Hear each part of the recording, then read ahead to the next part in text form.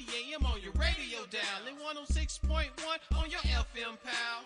Thank you for tuning in to the Morning Glory radio broadcast with Drs. Adam and Adrian Blackstock of Glory Bible Fellowship International Church.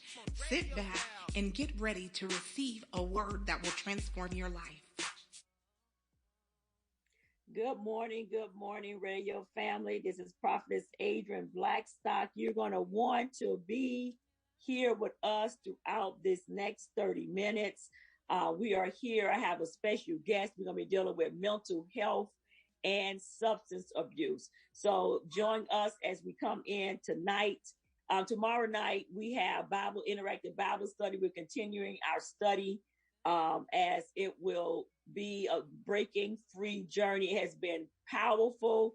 It has been awesome with all of our teachers. So that's at 7 o'clock p.m. We have breakout classes for all of our youth, starting from the little lambs all the way up to the teenagers. Amen. That's 7 o'clock p.m. And on Sundays, we have worship service. This Sunday is Pentecost Sunday, the fire of God. Also the second feast. You are going to want to be in the place. Join us. You're going to want to be there. Amen. And so as you continue to walk through, we're calling a corporate fast, 21-day fast, June the 1st to the 21st. You hear from God as to what he would have you to do. We are believing for transformation and changes to take place in our city. Amen. I am a firm believer that we should be able to stand for our city and we should be able to stand for our state. And so that is the reason why this is Mental Health Awareness Month. And I'm glad to have with me Yvette Wilkins. I'm going to let her introduce herself. And Yvette, I don't know if you heard about it, but I live in the Grandview area, and there was a 17-year-old who deliberately wanted to have suicide by a cop, and he was actually killed by the cops on Sunday. And so this is why it's so important for us to speak about this in reference to it. And so Yvette, I'm going to go ahead and let you take the mic. And thank you for those of you that are also joining me over on Clubhouse. Amen. So if you hear me say ping someone in the room, they'll know what they're talking about. So I'm using all platforms this morning. I did not have my Facebook, did not get a chance to put that up. So Yvette, go ahead. The mic is yours. Good morning. Good morning, everyone. Good morning, Pastor, Dr. A. I appreciate you inviting me to this conversation this morning. No, I hadn't heard about the young man who was killed, but unfortunately, it's too often happening in our community, and it's really, really sad to hear such a young age. I know you and I have talked earlier about Mental Health Month, and we had a conversation in regards to the hot topic of marijuana use. And so I'm just here we can have a conversation. I don't know how much you want me to begin sharing.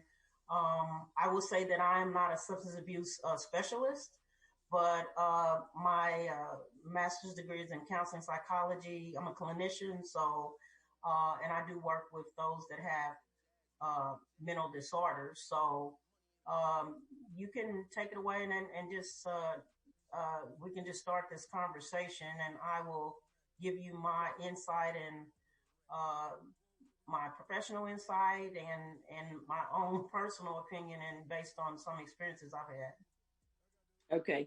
One of the things is that I think when you and I was speaking, and I was speaking about because I had as a pastor, and I get individuals throughout the city that may call me up because they know I deal in the area of deliverance, and know I have a background also in mental health, and they were speaking about how individuals, I've been getting these phone calls where adolescents or even teenagers are all of a sudden they're having to go into the mental health system, and they're acting, strange, and I'll ask them the questions like, that you know to ask. Okay, is there mental health in the background?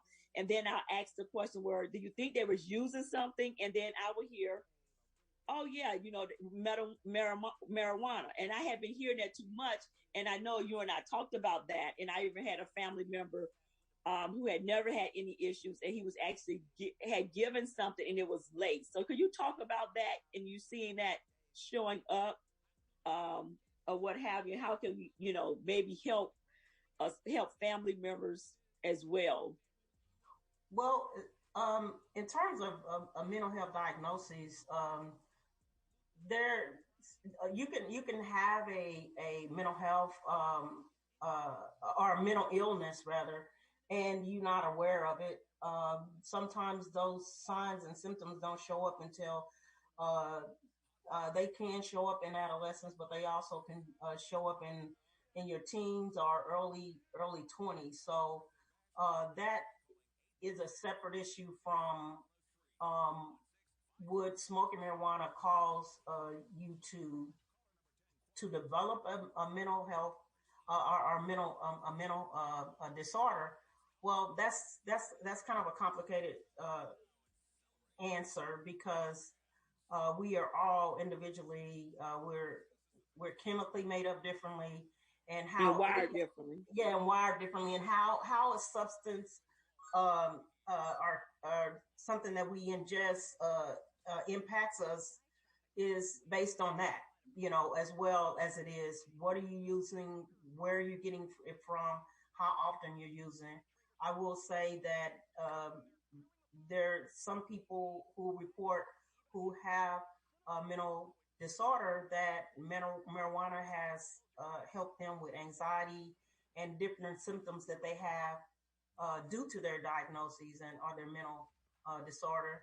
However, you bring up an important issue, and that is, can marijuana be laced with something that will cause someone to begin to have symptoms of paranoia, hallucinations, hearing voices? Um, that's possible as well.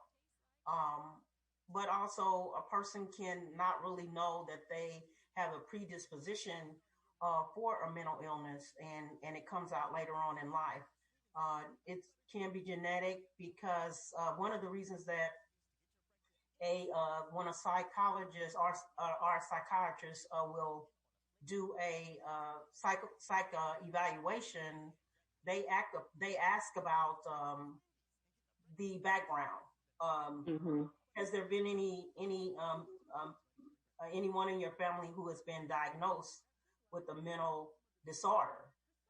Because it is possible that that can carry over into the next generation to another member of the family, and so there's a lot of things that can um, uh, be variables in terms of why a person may begin to have mental issues, if that makes sense. Okay. So what and so where will we say, for instance, I have other individuals over here. Any of you, if you actually have a question, um, you just ask to raise your hand. One of the moderators will bring you up and we can ask that question. I can ask your vet. So I hear you saying, and especially, in the African American community, that, mental health and it's, and getting counseling, all that is like a taboo. And I'm seeing, there's some changes that's taking place, but especially Right. in the faith community. Yes. There's many a times where I believe in the power of Jesus. I've seen miracles. We have people in our congregation that are been healed of anxiety over 28 years. But the Bible also said, be a year according to your faith. There are some natural chemical, imbalances that individuals may have to seek, some mental health. And so could you talk about that? Have you seen some changes that's taking place in the way the stigma in the African American community is changing? And also, it's a double question: how important it is to recognize, what those predispositions that we see in our family, and to look at them ahead of time instead of waiting for it to just pop up and show up Mm-hmm. as well. Well, to answer your first question, I do think that we've made progress in our community. More African Americans are seeking counseling. More are open to therapy. Do we still have a ways to go? Yes, we're also, I think that it's important that we uh, are gaining more therapists that are of color as well. That's very important as too, because when a client comes to and says that they want therapy, a lot of times they want to meet with someone that they feel will understand them. That doesn't mean that just because you're African American, you're going to always understand or have a better relationship with a client because they're African American. That doesn't mean that.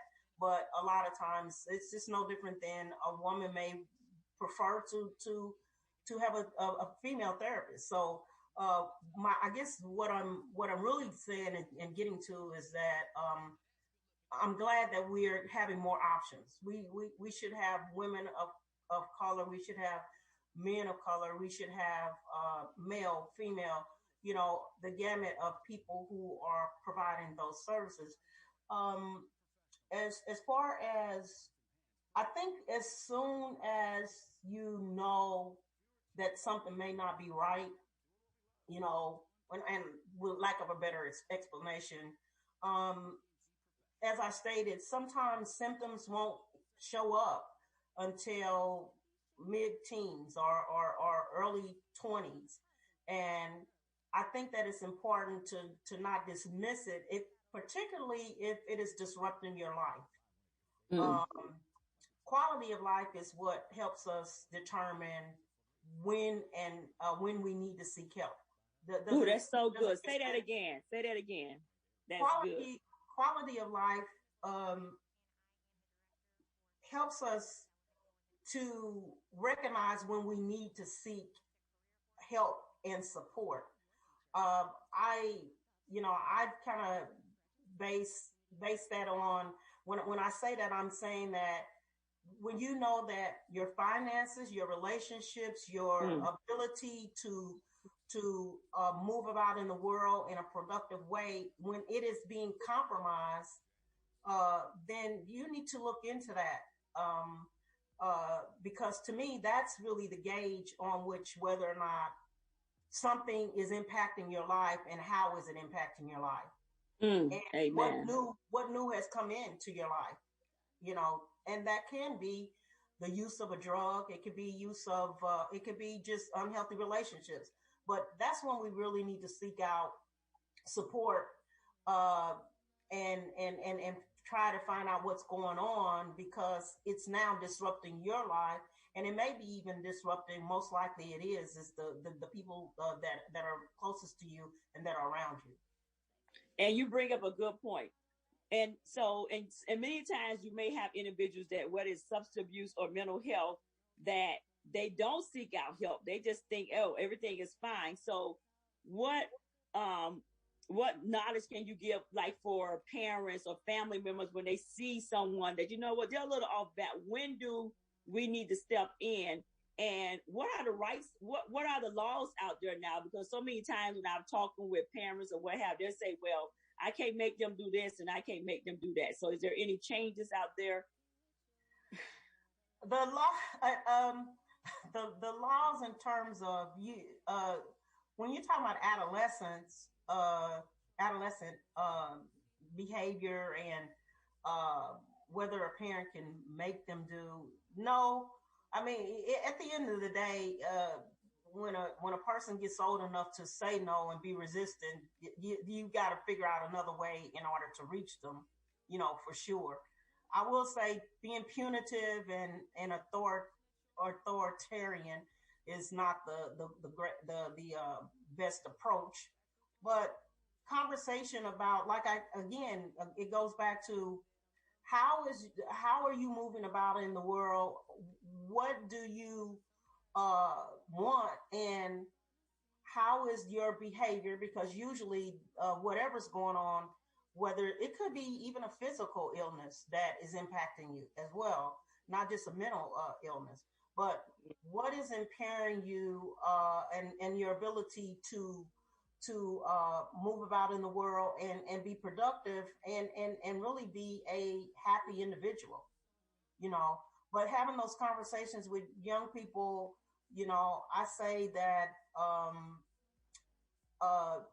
just telling them, hey, I'm your mother, I'm your father, you're gonna do what I say.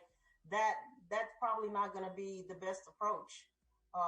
You got to get to the why of why a person is experience difficulty or their behavior is such where it's disruptive. Yes, yes, yes. That is so good. You know the why. And what do you recommend? Do you have any, within the greater Kansas City area, like facilities that you may recommend individuals to seek, help at that are very in alignment, with the African Americans? Um, I don't know right offhand as far as that are totally geared to African American, but specifically, what issue would you be talking about? Let's look at substance abuse. Mm-hmm. And let's look at marijuana. Okay, what is we know that they have legalized in certain places, but you may have an individual say, you know what, I want to kick this. Do you find that is that something they need to go to counseling, that they can someplace they can go to counseling for? Is it still treated the same way as somebody on cocaine or meth or what have you? Well, there are diagnoses or disorders that a person can have when it comes to the use of cannabis.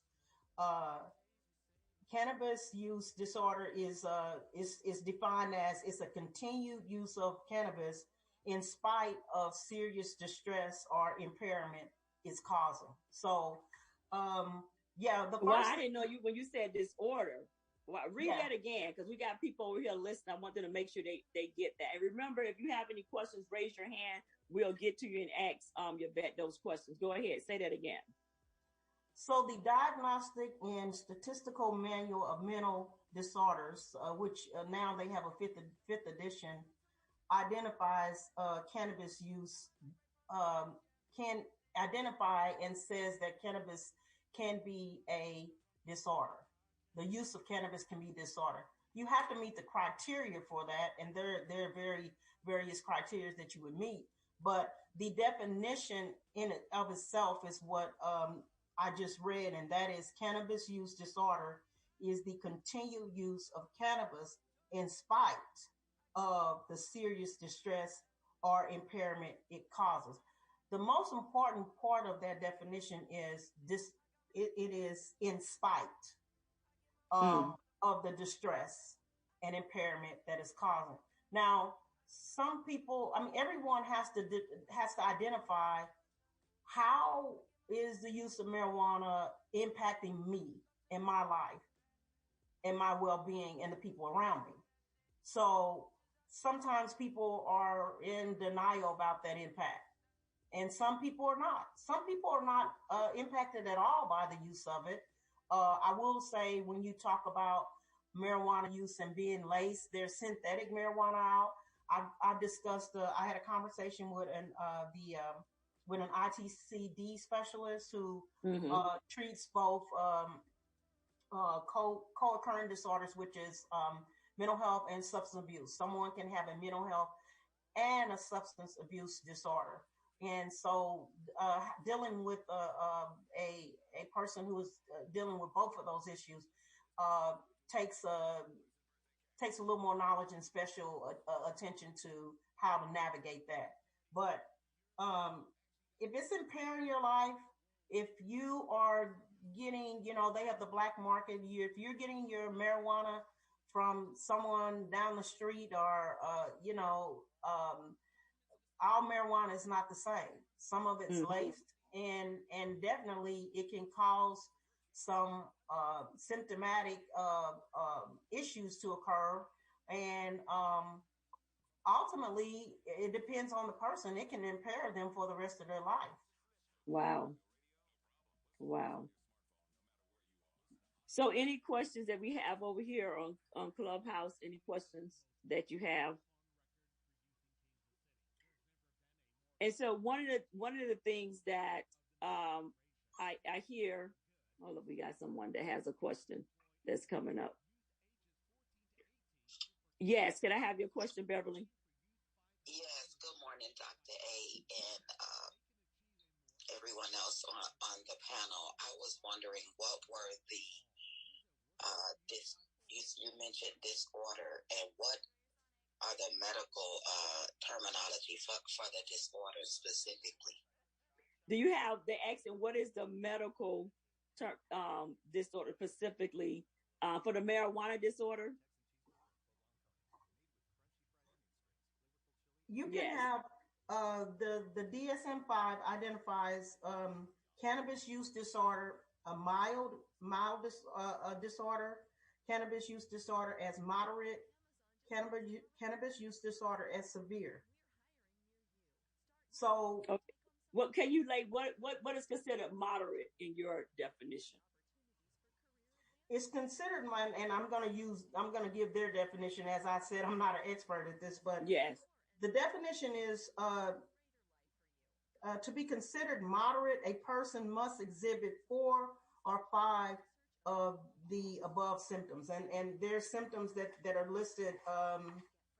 Using large amounts of it, repeatedly trying to stop and not able to. Usual amount of time is spent trying to get marijuana. You're spending all your day trying to find it. Wow. Having cravings for cannabis, such as thoughts and images, dreams, and perceiving its smell because of obsession with it. Keep on using cannabis even in light of the fact that it has negative consequences, such as others warning you to leave the relationship or being left by a partner or friends, poor job performance, and criminal charges.